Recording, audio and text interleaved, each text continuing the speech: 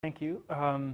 Yeah, thanks very much for inviting me. It's great to be here. And I will focus on an American site here. But first I'll talk a little bit about myself. We just went through my background, but I just wanted to emphasize the fact that I'm trying to kind of bring different disciplines together because of my background and interests are sort of all in all of those fields.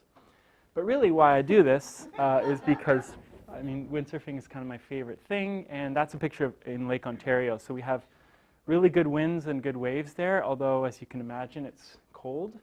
But as of right now, there's no ice, so that's good. There was quite a bit of ice this year. It was a bad winter. Here's the map we're talking about. So I grew up in Ontario, north of Toronto. I went to Queen's for my undergrad, as you heard, which is there. And then I went out to UBC, which is in Vancouver. Decided to, after I did my master's, I worked for a few years, became a professional engineer in Canada, and then I decided to do my PhD, so I went coast to coast across Canada. And then after the postdoc and PhD, I went down to North Carolina, where I've so far been quite successful at setting up collaborations and working in a lot of projects, both on the ocean side and the estuary side. And hopefully the connection between them is going to become more apparent. So what I'm going to talk about today is estuaries in North Carolina. And I've broken this talk into 3 parts, which is essentially because it's 3 talks kind of put together, but they're all connected. And the difference between them is it's really the time scales we're looking at. So I'm going to first look at short-term major storm event, one particular hurricane. Then I'm going to look at some medium-term kind of typical wind and tidal conditions that affect the estuary. And then I'm going to look into the long-term changes for longer time scales, geomorphological or geological time scales. And there's some different considerations under each of those time scales. I'm going to do that mainly by wave and circulation modeling. So we're going to look at a lot of model results from a model called Delft3D that allows you to simulate different things in a coupled way. So the hydrodynamics, the currents and the water level changes, also the waves coming from another model called SWAN, and the transport of sediment and salinity. I'm going to do that by looking also at a lot of observations. Many of them will be typical observations when you think about waves and currents. We put out a current meter or a pressure sensor and we measure something every few seconds. But we're also going to look at some long-term geological observations. And for that, I have to announce that I have to really thank Nick Zaremba. He's here in the crowd, and part of this work couldn't have been done without his help. He's done a lot of this work. So I'm part of presenting his master's thesis today at the end of this talk. So by the way, he's a new employee at the USGS, so congratulations on your new job right here. So I'm going to be talking about the Albemarle-Pamlico estuarine system, or the APES, most specifically Pamlico Sound. So that's the large water body here, which is enclosed by the Outer Banks, Long Barrier Island chain, with 3 main inlets. In the present day configuration, we have Ocracoke Inlet, Hatteras Inlet, and Oregon Inlet. Really important bridge across this inlet. There's a ferry across this inlet. There's a ferry from here across to the mainland and across Ocracoke Inlet. I don't think there's a ferry, but there's not much happening on this particular island. So most of the infrastructure in the Outer Banks, all of the towns and stores and things are up in this area. This area is wildlife preserve or park land, but there's lots of little towns scattered through here. And there's more little towns here, and then there's not too much there. But there's a lot of infrastructure, little towns, roads, and people along that area. And there's several estuaries that are enclosed behind here. So there's Pamlico Sound, Albemarle Sound, and several kind of important feeder estuaries or rivers flow into this estuary called the Neuse River Estuary, and also into the Tar-Pamlico River Estuary. So if we think about the first topic, which is one major storm event, it's Hurricane Irene, which hit the area in 2011, and we're thinking on timescales of changes to the system over hours to days, short time scales. Hurricanes, as you know, are frequently hitting this part of the world from Florida all the way to North Carolina, particular concentration in this area. So important to understand the impacts of those storms. There's Pamlico Sound in North Carolina. There's an image of Hurricane Irene. So there's one of the aftermath effects of Hurricane Irene. So these kinds of storms, as we all know, have potential to cause a lot of erosion and major morphological changes as seen here. So this not only affects the infrastructure and the cost, but also essentially connects the two water bodies, the Sound to the ocean, and therefore influences strongly water quality, anything transported in the water like sediment and salinity. This particular inlet forced some major immediate disaster costs, which were about $12 million right after that storm. But this section of coast, 100 miles long along this particular highway, has cost more than $100 million over the last decade or so. So it's a really sort of vital infrastructure link that needs to be maintained, and hurricanes are the major sort of problem for that. So thinking about Hurricane Irene specifically, the track of the hurricane went right across the system.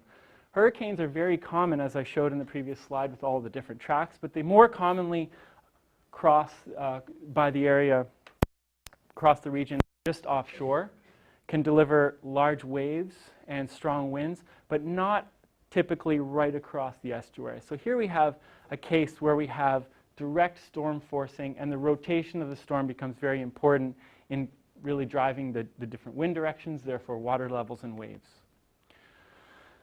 So we simulated this hurricane using a wind model to try to parameterize and really get the wind forcing correct, because it's very variable through space. As you can see, it makes landfall at Cape Lookout, and then the storm crosses right through the middle of the estuary. So at some times, you have one wind direction going to the north on this side of the estuary, and then basically to the south on the other side as it moves across the area. So to simulate the conditions during the storm, we used the Delft-Rudy and Swan models, and forced by the winds of the storm and pressure field, and using observations of water levels in the ocean that account for the tides and the storm surge on the ocean side. And we also use freshwater inflows from the major rivers in the system to look at transport of fresh water into the brackish estuary. One of the model results that's kind of nice to show is just the water level changes across the system in this direction, sort of in the east-west direction. The time series of water levels at those 2 points are shown here. So we see a major water level increase on the western side, followed by a massive drawdown as the storm passes through, and the opposite essentially occurs on the other side. So we have this really huge gradient driven by the extremely strong winds crossing right over the water body. And I'm not going to go into the details, and I have other sites I could have shown, but to try to compress it, I'm just going to show one site. So that site is this site here in this estuary. We made measurements of the wave height and the wave period, the water levels, and the currents. And the model agrees fairly well with observations, giving us confidence to be able to sort of apply it to, interpret the observations with, in the context of the model results at some other sites. And so we can look at what happened during the storm. And as the storm passed, it essentially caused water levels to really rise on one side of the estuary, on the west side here, causing extensive flooding in these little towns at the ends of these sub-estuaries here. And the waves, of course, were big, over 2 meters for much of the area. But with such a water level depression on this side, really there was no water there. The waves were really tiny along the inside or the estuary side of the Outer Banks. If we move ahead in time as the storm is passing or has just passed through the system, we get the peak water levels on the other side, okay? And we also have the large waves occurring on the other side. But the water's still fairly shallow along these flats, but there's such a significant storm surge that we now have quite a bit higher waves. The combination of waves and water levels are what I'm really looking at here and trying to figure out, what happened through the time history of the storm.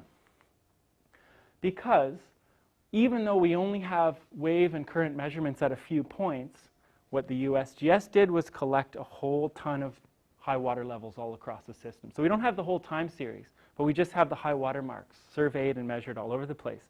And let's just look at the pattern. So this is the observed pattern. Typically what we see are these really high water levels into these subestuaries, kind of indicative of what happened at the beginning of the storm. And then we have some very low or almost no change water levels across this region with some higher water levels. Not as many points here, of course, but some high water levels on the inside of the Outer Banks. So that's the observed record. What happens if we compare that to the model? Not bad. We're looking at the maximum water levels, the mean water levels predicted by the model. So it looks pretty good. Essentially captures roughly the pattern, but if we compute the relative error, I won't show you the equation, but it's about 20 or 25%. So we're not really getting the right water levels overall. And what about the waves in the system? Okay, the system is a fetch-limited estuary, but those intense winds and elevated water levels allow the waves to get up to about 2 meters. And there are ways of calculating the run-up on slopes and things like that that are traditionally applied to beaches. But in the estuary and shorelines, the slopes are almost flat. They're really, really low. So instead of trying to calculate the run-up, I really just wanted to look at what areas got flooded versus not flooded. And using the wave amplitude, which is just half the wave height, added to the water level, to compare across the system, because those high water marks are influenced not just by the mean water level, but by the half the wave height above that in terms of how high the water got.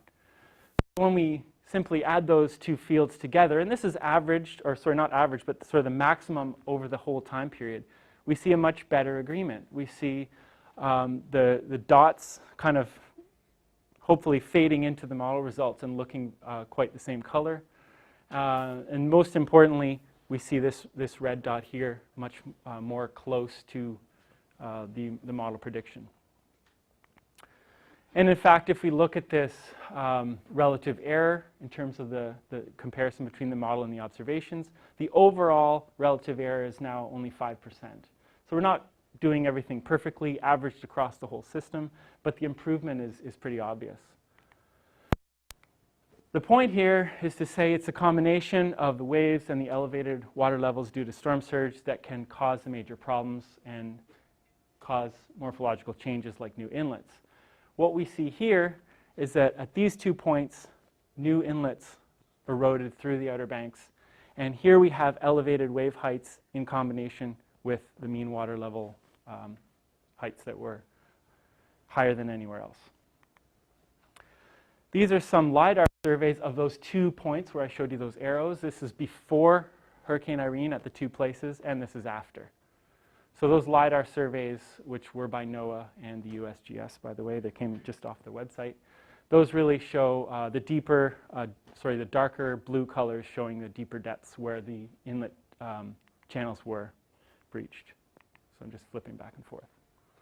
So a storm like this has major impacts to the geomorphology. It happens really quickly, but it's a combination of, it's the storm that's forcing it, a combination of the higher water levels, allowing bigger waves to cause erosion, transport of sediments. So let's move now to the second part, which is looking at the medium scales. The medium scales, we might say, don't really contain hurricanes, but there's constant tides and there's constant smaller storms. So we're going to look specifically at a particular month, which is September 2008. So we're looking at time scales of days to months and changes over those times. That month in particular was chosen for 2 reasons. Number one, we have some data at that time. Number two, there are a couple of storms that are very different, sort of going in different directions, that help us sort of sort out what different directions of winds, therefore waves and storm surges, occur over that system. So the model domain is the same as before, but here's a new plot to show you sort of the key observation sites. And the key sites to look at are really the circles where we're measuring things like waves and currents, or the water levels. But also these X's, we have 3 X's here, where the winds were measured. This is the Army Corps of Engineers Field Research Facility. This is the Diamond Shoals buoy, which is offshore. And this is a Marine Corps base called Cherry Point. So we measured the winds at those 3 places. And in this study, we're sort of thinking about how to properly force a model of this size. It's not as big as the ocean, where we need wind directions resolved that are, we have different atmospheric circulation cells, but it's not a really small system either. So we're sort of on the in-between spatial scale, where we might need to consider the spatially changing wind fields over this region. And we do that by using this NAR, North American Regional Reanalysis weather product, where they essentially take observations and average them over space to come up with these wind fields. And we thought this was the answer. We're going to be able to get really great predictions of water levels and waves by using the model with this kind of forcing field. Because in the previous study, you saw the hurricane and its circular structure. That was really key to getting the model to work. In this case, we thought, well, that circular hurricane structure doesn't happen, but we very often have high, sort of strong winds offshore, grading to very light winds across here. And these are just 2 different times, but they show the same sort of pattern, that you have stronger offshore winds. And anyone that's been here knows that Cape Hatteras is a relentlessly windy place. But if you've been to this side of the estuary, you'll know that there's really not much wind over there, typically. So we thought this was the answer. And we forced the model using that wind field, but as a test, we also forced the model using the uniform wind fields from each of these 3 other stations, sort of scattered around the area. And the top plot here shows the forcing from the Diamond Shoals buoy, which is an offshore buoy. And this plot shows the water levels in the ocean, so these things are going into the model.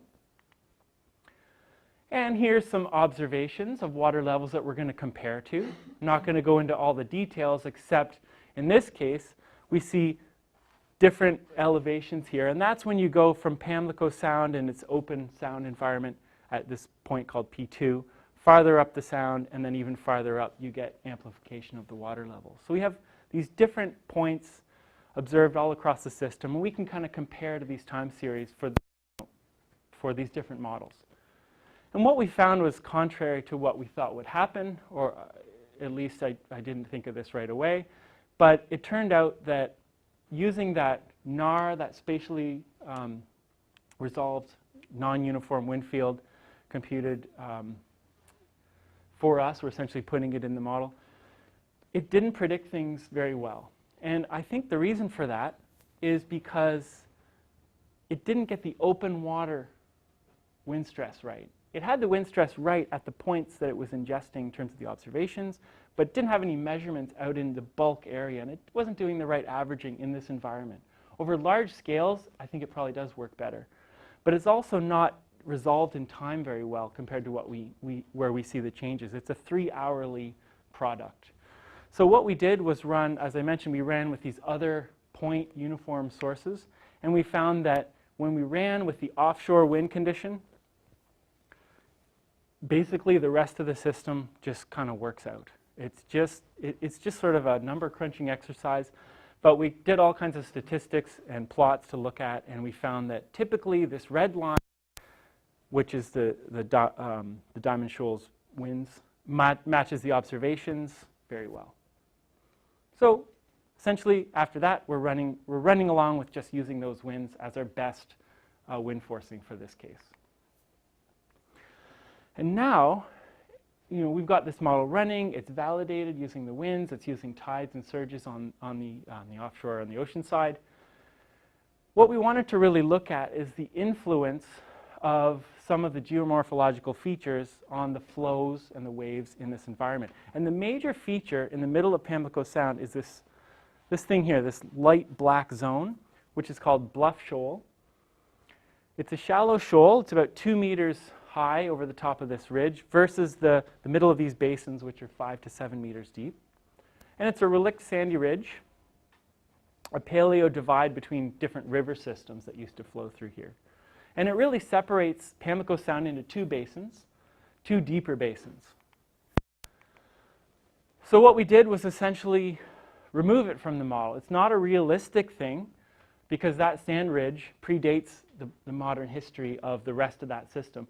But what's the influence of that? And the way to evaluate that is to essentially erase it out of the model and make it deeper across there, like it's just a more uniform deep basin. And we found some pretty important differences.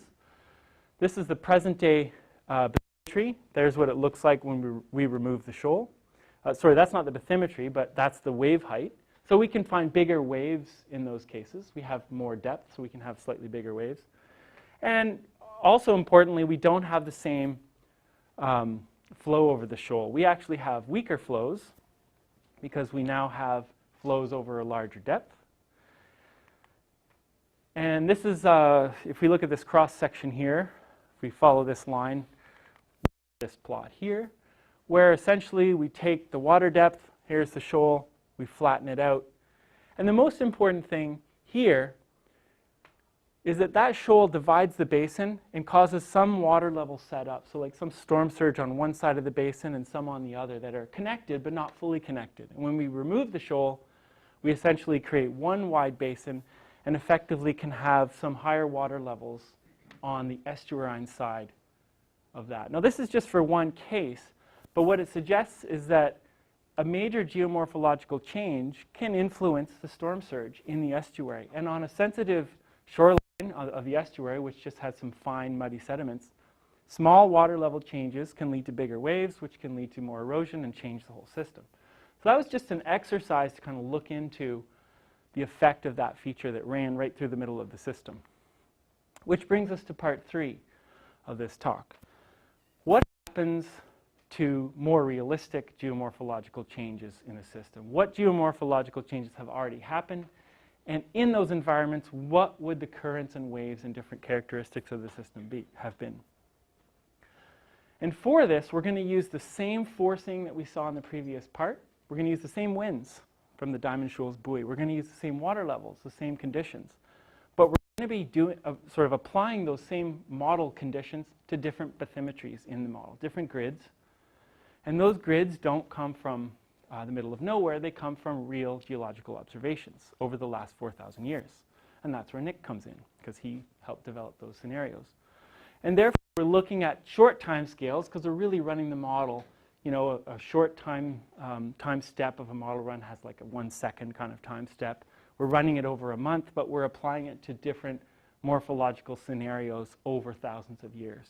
We're not simulating geomorphological changes over those time scales. We're doing short model runs with different morphologies to look at the differences between the runs. So same model domain again, some different points listed here. This point was shown on the other